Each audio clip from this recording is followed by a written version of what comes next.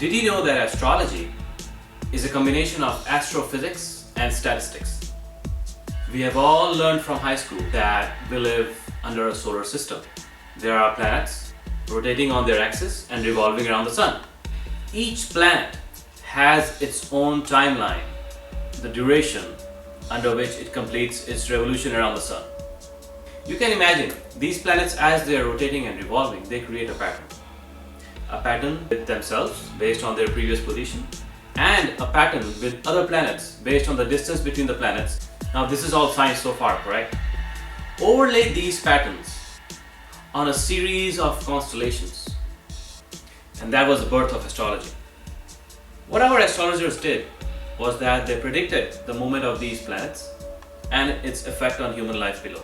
And they laid down conditions, and they said, well, if a certain set of conditions exist, and if it affects a certain human life in a certain way, chances are, if a similar set of conditions occur again, it may, and most likely will, affect another human life with similar conditions.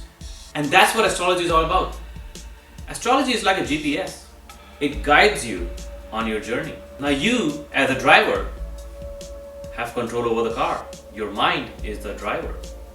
The GPS can tell a driver that, hey, you're driving at a certain speed, there's construction ahead, there's a cop ahead, most likely you'll get to your destination in the next 3 hours. All those predictions are based on statistics, probability, and your driving behavior. If you change your behavior, your conditions will change and your prediction will change. Imagine what you could do if you could use astrology as a guide, as a GPS, to help you make the right decisions along your journey of life, to help you avoid certain unfavorable conditions, and to help you catch up on opportunities and help you succeed. Now, does that scare you? Are you superstitious? Or are you excited about it? The way I just described it to you. You can use astrology as a tool to be successful in life. As long as you're aware what's the science behind astrology. It's not a given. It's not a set prescription that whatever has been told is bound to happen. In fact, what it says is that whatever appears on your astrological analysis is most likely to happen. Whether it happens or not, you decide. The GPS does not decide what destination you want to go to. You as the driver decide that. Your mind is the driver. You decide that. You control your actions and behavior, and you control your destiny. However, astrology is there to guide you, just like a GPS. You wouldn't go on a long journey without a GPS, would you? What journey could be as longer as life? Let me share with you another example. The sun rises in the morning and sets at night. In fact, the sun never rises or sets. It's just the Earth's rotation that causes this effect. Regardless, we wake up in the morning and we do certain activities. And if someone comes to you in the middle of the afternoon and asks you, predict my future in the next 12 hours, you would most likely say, most likely in the next 12 hours you will be sleeping. Why? Because it's midnight. Just by the movement of the sun, we can predict certain behaviors among human beings and what activities they would be performing.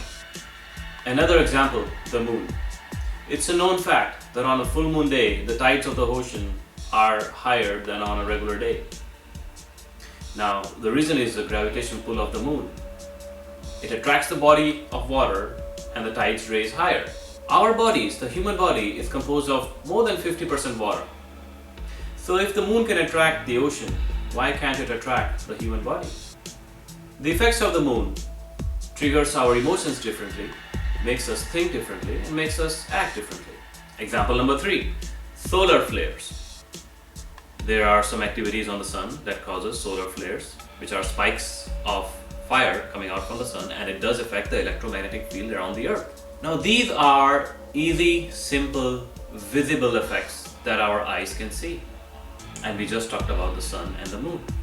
The other planets, Mercury, Venus, Mars, Jupiter, Saturn, they all have an effect on Earth and on human behavior. It may or may not be visible to the naked eye.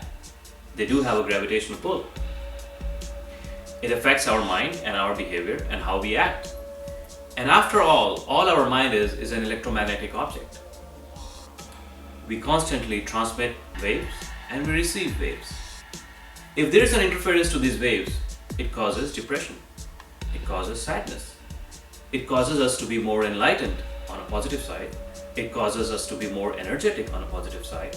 And when we are enlightened and energetic, we act and behave differently, resulting in a different destiny. So you see how astrology and philosophy are connected.